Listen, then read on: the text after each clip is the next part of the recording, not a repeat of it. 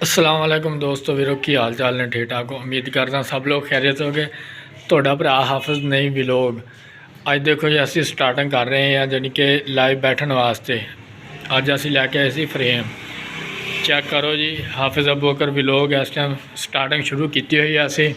इसके यार रात को लाइव बैठा करांगे। नाले ठंड बड़ी पै रही है, अज बारिश भी हल्की हल्की साढ़े गाँव के पै रही है। चैक कर दें थोड़ा मैं नज़ारा चैक कराऊँगा हाफिज़ अबूबकर वलॉग का। दो भी थोड़ा इंटरव्यू। अस्सलाम वालेकुम दोस्तों की हाल चाल ठीक ठाक उम्मीद है सारे लोग खैर बनाओगे। लो जी माशाल्लाह असी आ रहे हैं लाइव टिकटॉक टिकटॉक लाइव आ रहे हैं। सारे भरावां नूं रिक्वेस्ट है कि सारे जितने भाई सन जानते हैं साड़ी दोनों आइडिया पे आके सानू जरूर बैठे देखो ते सपोर्ट मारो। लो जी इंशाल्लाह मेहनत करांगे, मेहनत का फल साड़ा जाया नहीं जाऊगा। देखो जी अज असी लाइव का सिस्टम शुरू कर रखा वा। अल्लाह रखे खैर जी, जड़ा कोई सड़दा तो सड़ी जाए, जड़ा कोई जलदा जली जाए। असी लाइव बैठना नहीं छड़ना क्योंकि यार दोस्तों कोई भी काम है ना मेहनत तो बिना नहीं होता। मेहनत करो इंशाल्लाह मेहनत का फल तुहानूं जरूर मिलूगा। कि असी काम भी करते हैं तो उधर भी मेहनत जारी है, साड़ी इधर भी मेहनत जारी है। देखो जो बंदा मेहनत करना उन्होंने मेहनत का फल जरूर मिलता वा। इस हाफिज़ अबूबकर लगे खड़े है जी स्टार्टिंग से। अल्लाह रखे खैर अज शामी लाइव बैठांगे यूट्यूब ते टिकटॉक ते। स्टार्टिंग शुरू है साड़ी। अल्लाह रखे खैर जी, मेहनत का फल सानू जरूर मिलूगा जी। आवाम तानी भी सानू देन लग रही है कि यूट्यूबर ते फलाना और 9-27 जड़ियाँ गल्लां आवाम करती होंदी है।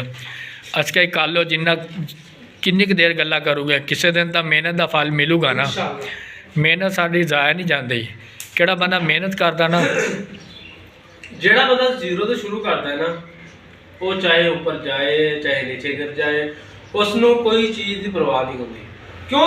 क्योंकि वह कुछ लगे ही नहीं होता। ना साड़ा पैसा जाया हो रहा, ना साड़ा टाइम जाया हो रहा, ना ही सानू किसी की परवाह है। उस बंदे को डर होता है जिहदा लाखां रुपये लगे होंदे आ, टाइम भी जाया होया होंदा है। असी जीरो तो उठ के इंशाल्लाह ऊपर जाने वाले बंदे हैं। जिहड़ा बंदा जीरो तो उठ के ऊपर तक जाता है ना, वो गिर भी जाए नीचे अगे पीछे हो भी जाए उन्हें इशू नहीं होता। क्यों? क्योंकि साड़ा कुछ नहीं लग्या। असी अपना काम किया है, काम करने तो बाद आके लाइव बैठ गए या व्लॉग बनाना शुरू कर दिता है। बाकी यार दबा के सपोर्ट मारिया करो यार, तुसीं साडे फैमिली हो, असीं तुहानूं फैमिली कहने हैं। साढ़े को चाहे 10-20 बंदे है, 20 व्यू बंदे है, 100 बंदा है, 150 बंदा है, ये तुसीं सानूं देखदे, तुसीं सानूं सपोर्ट करनी है। साढ़े वास्ते तुसीं साढ़े फैमिली हो। वीडियो लाइक शेयर सब्सक्राइब जरूर करो यार। क्योंकि यार सियाणियां दी कहावत है ना कि बंदा डिग डिग के जवान हो। क्योंकि सियाणियां दी कहावत है ना बंदा डिग डिग के जवान होंदा। एक बार बंदा डिगदा जरूर आ। क्योंकि साडा वो भी वक्त आ, सानूं एक दिन एक व्यू नहीं पिया सी। असीं 4 महीना पूरा वेट किया कि व्यू नहीं पैंदे सी, कि असीं छड्डण दे चक्करां च हो गए सी। कि हुण सानूं अल्लाह शुक्र है कि वो भी यार दिन सानूं व्यूज़ पैण लग गए ने। क्योंकि यार मेहनत कर रहे हैं, मेहनत तुसीं भी साड़ी यार ज़ाया ना करा करो, सानूं यार जरूर सपोर्ट करया करो हाफिज़ नई वलॉग के नाम तो। क्योंकि यार असी मेहनत शुरू की हुई है, मेहनत का फल अल्लाह पाक रखता नहीं यार। चलो बंदा तो रख लेंदा ना।